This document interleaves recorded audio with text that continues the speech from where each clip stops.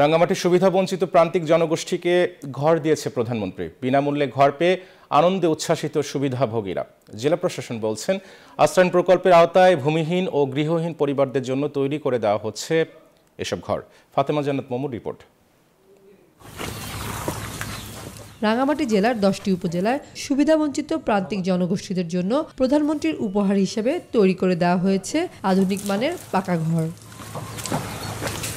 একটা সময় পাহাড়ের যেসব প্রান্তিক মানুষের বাঁশ, কাঠ আর কুড়ে ঘরে কাটত জীবন, তারাই এখন ইটের পাকা ঘরের বাসিন্দা।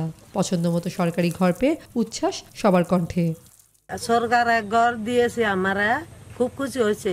আমার স্বপ্নেও কল্পনা আসে নাই এরকম বিল্ডিং পাবো, পাকা ঘর। দিন মজুরি খেয়ে লোকটাকে আমাকে যে বাড়িঘর দিছে, পাকা বিল্ডিং দিছে, খুবই খুশি হয়েছি আমি। রাঙ্গামাটিতে এরই মধ্যে 1477টি ঘর সুবিধাবঞ্চিতদের হস্তান্তর করা হয়েছে। বাকি আরও 413টি ঘর নির্মাণ চলমান রয়েছে বলে জানিয়েছেন প্রশাসন। চতুর্থ পর্যায়ে আমাদের রাঙ্গামাটি পার্বত্য জেলায় 373টি ঘর নির্মাণ কাজ চলছে।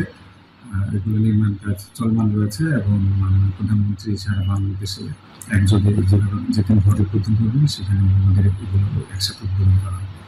পার্বত্য অঞ্চলের প্রান্তিক জনগোষ্ঠীদের জীবনমান উন্নয়নে এই আশ্রয়ণ প্রকল্প ভূমিকা রাখবে বলে মনে করছেন সংশ্লিষ্টরা। Desk report, news 24।